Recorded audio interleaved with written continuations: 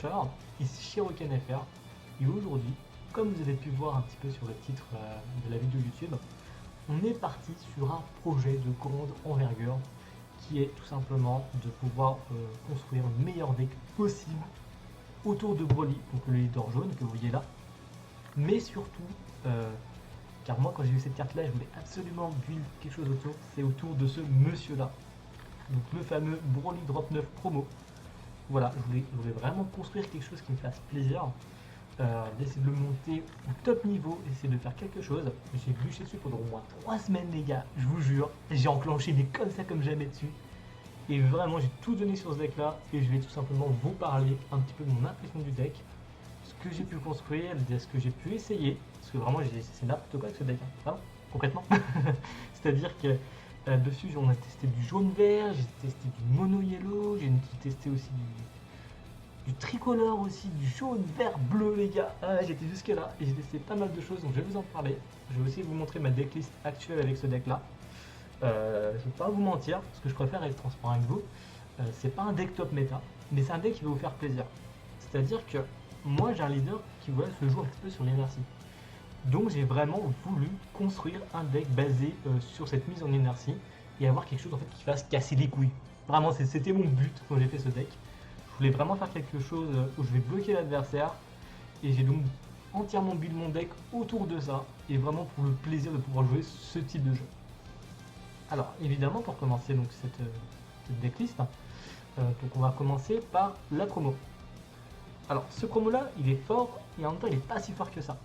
En fait le souci c'est qu'il a aucune protection, c'est-à-dire qu'il n'a pas déflexion, il n'a pas barrière, donc il est ultra sensible.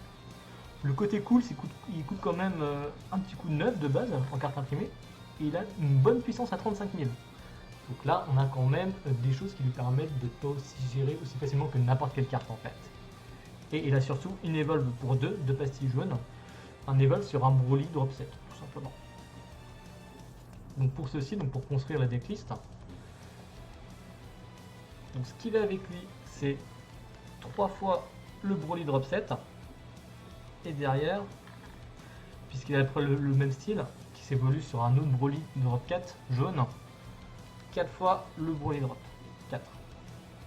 Donc ça c'est la base de notre deck, c'est-à-dire que là le but c'est que dès le T2, ce qui est possible, grâce à son effet permanent qui vous dit qu'il baisse son coût selon le nombre de cartes qui est en inertie, donc dès le tour 2, si vous avez 3 cartes en inertie sur votre terrain, vous pouvez le jouer. Et ça c'est fort, parce que le tour 2 vous pouvez le jouer et donc bloquer une carte combat adverse. Vous pouvez bloquer soit une carte qui vient de vous frapper, qui peut vous faire très mal, comme des Krillin critiques, des Gwen critiques, ou ce genre de petites saloperies, on va dire, hein, on va pas se mentir. Donc c'est vrai que cette carte est vraiment intéressante. Ce qui est fort, c'est qu'une fois évolué, donc ça se fait à partir du tour 3, vous allez pouvoir bloquer tout simplement et directement une carte. Et là quand je dis une carte, c'est le leader, carte de combat, carte d'énergie. Et c'est là où c'est vraiment fort et que ça m'a fait kiffer de construire ce deck là. Car comme je vous disais, T2 on va pouvoir bloquer une carte de combat. Au T3 on va pouvoir lui bloquer une énergie et donc forcer l'adversaire à jouer avec 2 ou 3 énergies maximum. Ça c'est super cool. Et derrière on a la dernière evolve, tout aussi marrante, qui va vous permettre une fois par tour, en vous défonçant d'une carte, donc en perdant un de CA malheureusement, mais de pouvoir détruire une carte en inertie, c'est-à-dire vous allez pouvoir lui détruire ses énergies en plus, et ça c'est vraiment ultra cool et ultra fun. C'est pour ça que vraiment cette chaîne là, j'ai vraiment tout fait pour pouvoir construire un deck des plus solides autour de lui, sachant que lui se paye aussi pour 2 pour jouer, donc comme je vous disais T2 on peut jouer lui, T3 on peut evolve et jouer lui, et T4 vous pouvez le placer lui-même ou alors à l'aide d'une éveil, pourquoi pas aller directement T3 avec lui, mais c'est vraiment très compliqué. Donc on a notre base, donc une base de Broly. Donc comme je vous disais, le but c'est de faire donc tout simplement de mettre en inertie avec toute cette chaîne là, qui est un petit peu longue à mettre parce qu'il y a un gros setup à faire et aucune d'elles n'a barrière, donc elles sont très fragiles. Mais vraiment c'est juste un pur plaisir de pouvoir les jouer. Et donc là le but c'est de construire autour pour pouvoir bien les défendre. Donc là on a donc cette base là, une base de jaune. Moi, au niveau de la méta actuelle, pour le protéger au maximum, je jouerai 4 Kinto. Les Kinto, pourquoi? Parce que c'est beaucoup trop fort. C'est-à-dire que ça va pouvoir vous bloquer pas mal de decks qui sont aggro ou ultra aggro, comme en ce moment où il y en a beaucoup. Ça va vous permettre de les stopper. Pareillement, ça consomme quand même 2 cartes, donc ça fait très mal au niveau du CA. Mais avec ça, vous allez pouvoir bloquer toutes les attaques des adversaires, et c'est vraiment cool là-dessus. Derrière, ce que je joue, c'est Time Magic. Je joue x3. Et là, vous avez deux options, les gars. Vraiment, si vous voulez vous faire plaisir, là, pareillement, soit vous avez vraiment peur des attaques brutes et rester sur du Time Magic, soit ce que j'ai testé, moi, un peu de mon côté, c'est de la remplacer par la nouvelle contre qui va arriver en BT10, donc la SR Gogeta. C'est un contre qui n'annule pas l'attaque, par contre, donc vous allez vous la prendre de plein fouet. Mais la carte attaquante va avoir ses capacités annulées pour le tour. Et ça, c'est très fort, puisque en annulant les capacités, comme par exemple un leader qui est beaucoup craint en ce moment, c'est le Gohan Reboot, et bien avec ça, vous allez pouvoir tout simplement le stopper directement, et ça, c'est cool. Donc c'est pour ça, là, c'est à votre choix. J'ai testé les deux. x4, ça fait beaucoup, parce que vous l'avez souvent en main. C'est pour ça que Time Magic ou la SR Gogeta, je la laisse à 3. Vraiment pas plus. Mais vraiment, les deux sont cool, et ça dépend vraiment de votre style de jeu, si vraiment vous préférez être totalement safe ou pas. Derrière, bah, les gars, on a un bon leader qui va avec, hein, la soif de sang, la famoso. On va pas se mentir, on va pas s'en priver, les gars, vraiment, c'est juste fort. Avec ça, c'est une carte qui est totalement game breaker, parce que vous allez pouvoir annuler les effets d'une SR ou d'une carte qui peut faire super mal, ou quelque chose qui va peut-être pouvoir débloquer le jeu adverse, et avec ça, vous allez pouvoir tout simplement lui mettre un bon coup de frein. Et ça, c'est cool. Alors vraiment, ça, c'est juste ouf. Donc moi, je la joue. Bon, elle est limitée à malheureusement, mais très bonne carte. N'hésitez pas, on a le leader jaune qui va avec. Donc n'hésitez pas à le faire, et ça, c'est cool. Toujours dans le support au niveau des extras, je joue que 2 Final Flash. Ça suffit, parce que derrière, si vous jouez en plus 3 fois le contre Gogeta, ça peut faire beaucoup. Mais là où j'aime bien le Final Flash, c'est que vous allez donner 15 000 à votre leader. Donc en défense, c'est énorme. C'est un superbe boost de combo pour 1.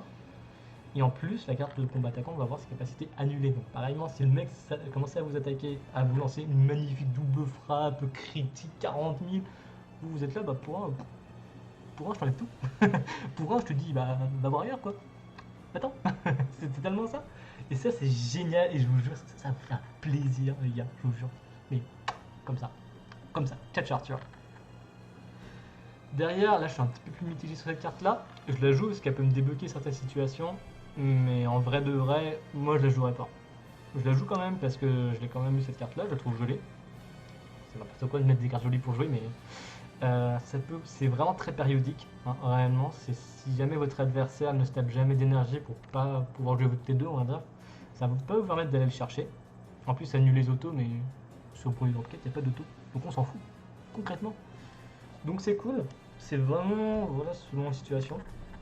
Si jamais vous préférez mettre autre chose, n'hésitez pas. Mais moi je la mets parce que c'est utile vraiment en certaines situations. Très rare, mais ça arrive. Ensuite, vu qu'on a un leader jaune, les gars, on va pas se mentir, hein. Les assauts. Bon, j'en ai que 3. Du coup, j'en joue, on va dire, une sorte de proxy à côté. Mais le Zamasu est très fort. Parce que là, on va avoir un superbe combo avec lui. Où lorsque l'adversaire va attaquer, donc avec le Zamasu, vous allez vous défendre de 10 000 et choisir une carte attaquante et la mettre en inertie. Et ça, les gars, c'est vraiment fort. C'est complètement fort. C'est-à-dire que si tu veux bloquer un terrain complet, admettons que le mec qui vous attaque avec son leader ou autre, tu vas non seulement lui faire par exemple la SR Gogeta, qui est un contre qui n'annule pas l'attaque, donc l'attaque va se poursuivre. Tu vas par exemple stopper une très grosse attaque et derrière tu vas avoir le champ libre pour pouvoir te mettre ta petite super combo et peut-être loquer complètement son terrain d'attaque, et ça c'est super cool. Je vous jure là-dessus, ça fait vraiment le café. Et ça c'est vraiment cool. Donc ensuite, pour pouvoir justement pousser un petit peu le deck à son maximum, et cette chaîne-là, pour pouvoir l'accompagner, c'est là où je me suis un petit peu creusé la tête, tu vois. Je me suis dit, ok, j'ai ma chaîne de bruit que je veux jouer, donc elle est posée ma chaîne, je sais ce que je dois en faire. Je sais comment, on va dire, l'entourer de défense grâce aux cartes de contre. Par contre, je me dis, vu que ma chaîne est quand même fragile, il faut que j'ai un peu de tuto, tu vois, pour pouvoir aller chercher rapidement. Et c'est là où je me suis dit, le meilleur tuto les gars, ça reste lui. Le Papa Paragus en vert. Donc c'est-à-dire que là on est plus sur du jaune monocolore, mais on va partir sur un jaune vert. Paragus, vous allez me dire, ouais mais son deuxième auto on s'en fout, parce qu'il faut un Broly vert pour l'activer. Mais le premier, qui vous dit d'aller chercher dans les 5 premières cartes un Broly, c'est cool, un Broly vert, vous allez le chercher. C'est-à-dire que pour lui, ce qui est bien, c'est que vous allez jouer pour 1, et en le jouant pour 1, vous allez chercher un Broly. Donc non seulement en le jouant, vous ne perdez pas de CA, c'est-à-dire le nombre de cartes que vous avez dans votre main, puisque vous allez jouer pour 1, vous allez perdre 1, mais vous allez chercher 1 pour pouvoir le récupérer, donc c'est rien passé on va dire. Et en plus, vous allez avoir une carte verte à 5000 en combo sur le terrain. Vous allez me dire, ouais c'est cool, mais pourquoi faire? Pour jouer le meilleur Broly, celui qui nous fait tous kiffer, et qui fait aussi ce fameux bicolore, le Broly jaune-vert mec. Bah ouais, je suis désolé, il est beaucoup trop fort dans une synergie justement où on base tout sur l'énergie. Avoir un jaune-vert comme ça, c'est juste ultra puissant. Autre combo, vous avez le leader, vous avez l'activation une fois par tour, vous mettez une carte en énergie, c'est cool. Mais vous pouvez aussi, grâce à son errata, payer un point de vie, relever votre Broly vert et activer son effet qui vous permet de remettre une carte en énergie, de piocher une carte. C'est-à-dire que les deux combinés, vous allez pouvoir vous faire une petite série de draws très sympathique et donc vous remettre en bonne position par rapport à votre adversaire au niveau des cartes en main. Et ça vraiment, l'avantage d'avoir plus de cartes en main par rapport à l'adversaire, c'est super cool. Et c'est pas à négliger. C'est pour ça que les deux là, vraiment, c'est un super combo, mais juste au poil. Vraiment, pour l'avoir testé un petit moment, les deux réunis, franchement, c'est juste ouf. C'est trop ouf parce que vraiment, il n'y a rien à dire. Et pareillement, pour vous défendre, généralement, l'adversaire, s'il vous attaque et qu'il vous voit avec une énergie jaune et verte relevée, le mec il sent une ombre de Broly se poser devant lui. Et si jamais il veut jouer sa CLCR Xeno ou un autre gros ton plus fort que son nom d'énergie, par rapport à l'effet de Broly vert, bah, il va se sentir très mal. Il va se sentir très mal. Parce que si jamais vous la connaissez pas, pour vous la relire, en fait, quand vous jouez cette carte, ou que cette carte est passée en mode action via une capacité pendant votre tour, vous choisissez une carte de combat qui a un coût d'énergie supérieur ou égal au nombre de ses sources d'énergie et mettez-la KO. Ça, c'est juste ouf. Ça vous stoppe un tour. C'est-à-dire que le mec il va t'habiller, il va tout combo comme un porc, il va se dire final turn, et toi t'arrives, t'es là, tu mets une énergie jaune-vert, tu fais ton apparition, donc tu combo avec ton jaune-vert, tu le poses lui, fin du game mec, t'as arrêté, tu te stops. Bon, la seule différence c'est qu'il n'énerve pas de barrière. Après c'est je pense beaucoup trop fort, mais rien que ça c'est ouf. Donc vous faites ça, cet effet là, ou son autre effet qui dit que bah à la place vous piochez une carte, vous choisissez jusqu'à une carte adverse et passez-la en énergie. Et encore une fois, une carte, c'est-à-dire que comme la deuxième évolution, le Broly Drop 7, vous pouvez mettre en énergie une carte d'énergie adverse. C'est trop fort. Vous allez aussi pouvoir contrôler ces énergies et ça vous permet justement d'être un peu malléable, on va dire, dans vos tours de défense. Et vraiment, ce Broly, il va semer une discorde monstrueuse. Vraiment, c'est juste ouf. Et c'est pour ça que le jaune-vert, rien qu'à cause de lui, c'est juste viable. C'est juste viable, vraiment. D'ailleurs, pour accentuer un petit peu le ratio vert, parce que du coup, là, si on a bien regardé, on a juste le Broly vert, on va dire, le Paragus vert. J'ai mis ce petit Broly, pareillement, pour pouvoir setup tranquillement. C'est-à-dire que lui, il est cool, parce que son auto va vous permettre d'aller chercher une destruction d'un drop 1 adverse, donc au tour 1, ça peut être sympa si vous voulez pas que le mec commence à se propager trop fort sur son terrain. Et derrière, bah, par exemple, si l'adversaire ne veut pas taper ses énergies, donc, qui vous empêche un peu de jouer le Broly Drop 4, vous jouez lui, et pour un jaune, vous allez pouvoir le renvoyer en main et rejouer le Broly Drop 4. C'est-à-dire que par exemple, grâce à lui, on va pas trop perdre de CA puisqu'il va revenir en main, ça va devenir un peu une sorte de combo à 5000 et de rejouer votre Broly Drop 4, donc c'est cool. Donc lui je l'aime bien, je le joue à 3 ou à 2, ça dépend, mais ce qui va me permettre un petit peu de garder un petit peu de CA avantage, on va dire. Ça c'est cool. Derrière vous allez me dire c'est bien, on contrôle beaucoup, mais où est-ce qu'on finit l'adversaire? Où est-ce qu'on finit? Et ben moi pour ça, j'ai pensé à ces deux cartes là, un Champa et le fameux Fu, le fameux Fu que tout le monde aime. Parce que vraiment le but ça va être, vu qu'on contrôle beaucoup l'adversaire, c'est de le frapper à coup de 30 000 pour nous grignoter un petit peu de PV tour par tour, pour pouvoir arriver à cette finalité de soit lancer notre gros ton, le Broly Drop 9, donc avec la double frappe, ou alors le Broly Drop 7 et lui donner double frappe, ou alors simplement de finir un coup de Fu, tout simplement. Donc les deux gros finishers du deck pour pouvoir finaliser. Après, vous allez me dire, ouais, il y a aussi la CLSR Xeno, ça peut être pas mal. Personnellement, pour l'avoir testé un petit peu, le souci c'est qu'avoir, on va dire, le nombre de drops requis sur votre terrain, c'est très dur. C'est très dur, c'est faisable, mais il faudrait plutôt jouer, je pense, des CDD de Krillin x4 et d'autres petites cartes qui vont permettre justement de fouiller un petit peu votre board, mais c'est plus compliqué. Et franchement, j'ai pas trop aimé. J'ai testé ça de mon côté, mais moi de mon ressenti, ça fait trop de setup sur le board et il y a d'autres leaders qui font bien mieux la chose que lui. Ensuite, pour continuer un petit peu sur la synergie de l'inertie, le petit jump pas pour se protéger. C'est toujours cool, ça a mis en barrière, ça fait le taf. Et pareillement, bah, vu que ça coûte que 2, on va dire, une fois qu'on a nos énergies, bah, comme le Broly bicolore, ça fait un peu chier l'adversaire, c'est cool, et ça fait le café. Derrière, j'en joue que 2, mais je pense que peut-être qu'à 3 ce serait peut-être mieux. Ça dépend vraiment quand vous vous sentez à l'aise sur votre deck. Mais Anilaza, c'est juste vraiment pour sécuriser vos énergies. Ce qui m'arrive par moment d'être un petit peu bloqué, surtout que le Final Flash qu'on a vu requiert d'avoir que des énergies jaunes en énergie, donc faire super attention. Et derrière, pour encore agrémenter un petit peu peut-être le seul et unique souci du deck, puisqu'on utilise beaucoup de CA, parce qu'on a le Kinto qui va pouvoir défausser, on a le gros bruit d'Antneuf qui peut défausser, on a des Ex Evolve qui du coup vont vite vider votre main. Je joue tout simplement lui. Le petit Bardock, il est trop bien. Vous savez pourquoi il est trop bien?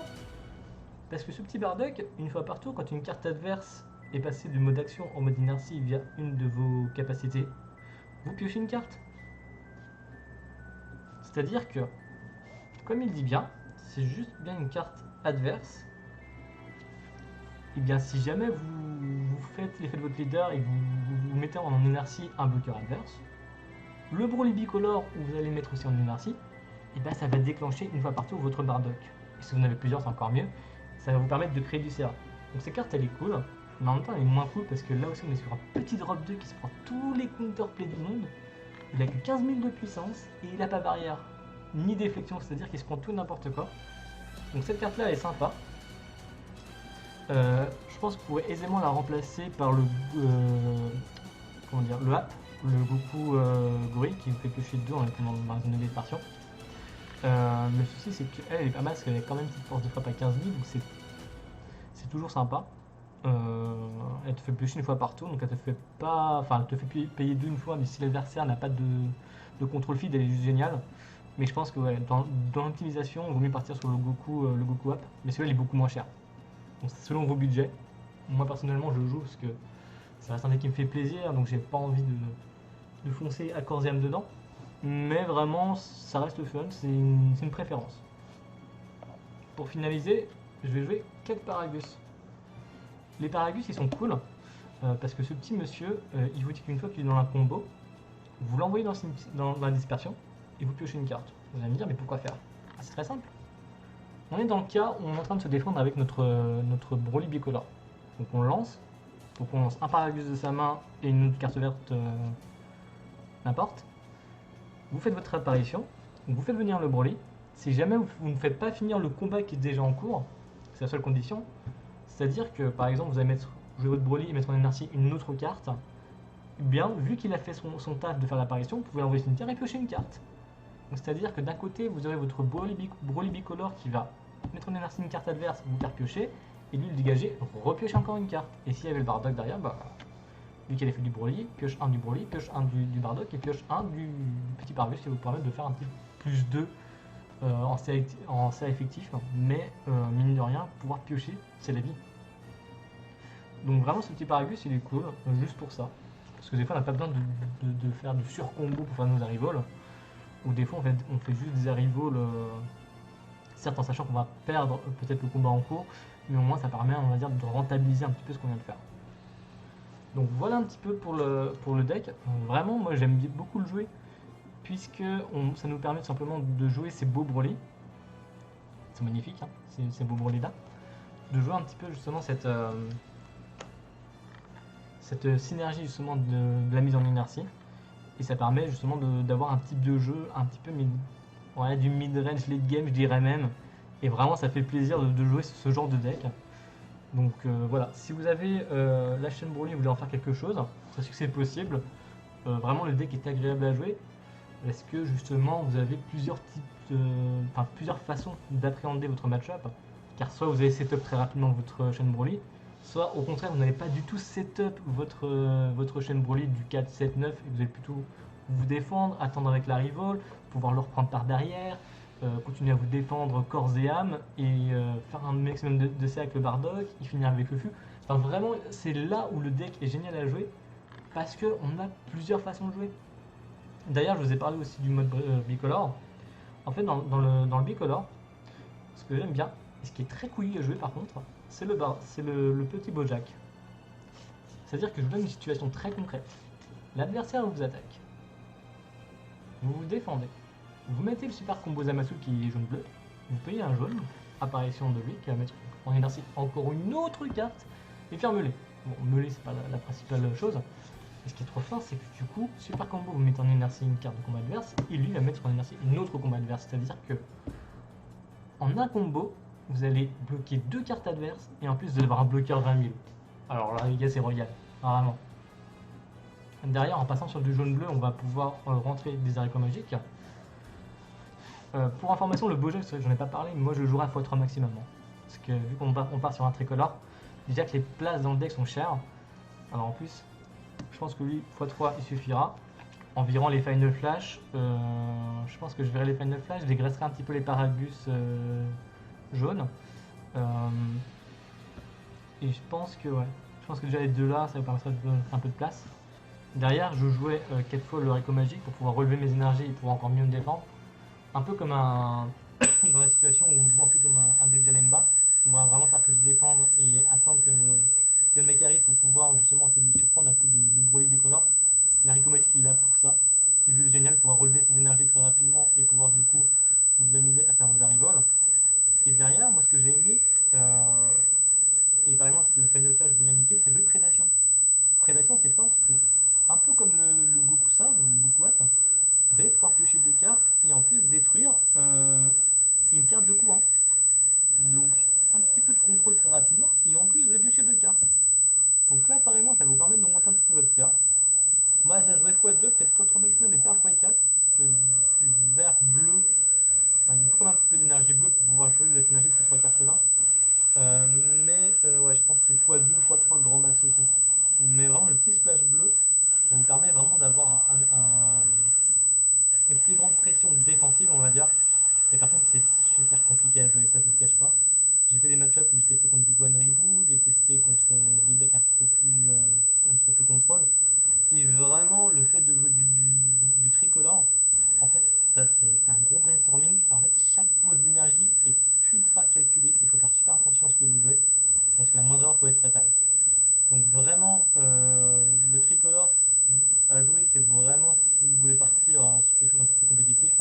Sinon si vous voulez pas vous casser la tête et vraiment pour le plaisir, restez plutôt sur le jaune vert. Donc c'est un deck vraiment sympa à jouer. Contre l'ultra aggro, c'est un peu de mal. Ça a du répondant quand même grâce au Kinto. On peut se défendre avec les Kinto, mais malheureusement le deck prend pleine puissance à partir du tour 3 ou au tour 4, vous allez vraiment vous amuser. Donc malheureusement la méta actuelle vous bride un peu. Mais ça reste un deck vraiment fun. Vraiment les gars, si vous voulez vous amuser, ça surprend aussi. Ça a des armes, comme je vous disais, avec le Broly bicolore Rival, à la fin le fût. Vous pouvez, si vous avez à setup votre chaîne et que le gars ne peut rien faire, vous allez pouvoir le péter ses énergies ou tout simplement le bloquer des cartes clés. Vous pouvez même bloquer le leader, hein, pour information. Donc bloquer le leader, l'empêcher à faire du CA, c'est juste énorme ça par contre. Donc vraiment, il y a beaucoup de choses à faire avec ce deck. Vraiment sympa, moi j'ai pris un plaisir fou à le jouer. Pendant le confinement, pendant 3-4 semaines, je me suis vraiment amusé à tester maintes et maintes cartes dedans pour pouvoir le tester, que ce soit au niveau des ratios ou autres. Vraiment, je me suis fait un gros plaisir, un gros kiff. Donc vraiment, si vous voulez vous amuser, n'hésitez pas. Si vous-même vous l'avez essayé, vous avez essayé d'autres cartes qui peuvent rentrer, n'hésitez pas. Je sais qu'il existe, on va dire, d'autres synergies avec les U9, il me semble, si je dis pas de bêtises, vous savez, l'univers avec les petits chiens là. Je les ai pas testés ceux-là parce que ça me plaisait pas trop. En fait, moi je suis un peu le genre de mec quand il joue, il aime bien jouer des jolies cartes, tu vois. Donc moi je voulais vraiment que du Broly et des Saiyans. Donc j'ai pas vraiment penché là-dessus, même si j'ai regardé quelques games sur une tape. Mais je sais que les U9 c'est aussi possible de pouvoir build quelque chose en tricolore dessus. Mais voilà, à l'heure actuelle, si vraiment vous voulez jouer la chaîne, celle-là elle est cool. Mais comme je vous disais, la chaîne elle est fragile. Aller jusqu'au 9, au drop 9, c'est aller jusqu'au T4. Et si jamais on vous pète votre chaîne, vous êtes mal. C'est très lent, mais si jamais l'adversaire vous laisse le placer, là par contre là il va pleurer. Concrètement il va pleurer si vous le laisse passer le 35 double frappe, je détruis une carte en défonçant une carte. C'est what the fuck. Surtout toucher aux énergies, c'est beaucoup trop fort, c'est super cool dans la méta. Donc voilà. Donc n'hésitez pas à laisser un commentaire si même vous avez des questions ou autres. N'hésitez pas à aimer la vidéo, à partager, tout ce que vous voulez. Enfin, voilà, je ferai beaucoup de vidéos sur d'autres decklists Broly. Petit spoil, bientôt il y aura aussi une vidéo sur l'ouverture d'une figurine Broly que je vais recevoir bientôt. Je vous en ferai une petite déballe pour vous montrer un petit peu tout ça. Donc voilà. Sur ce, je vous souhaite une très bonne journée et à très bientôt.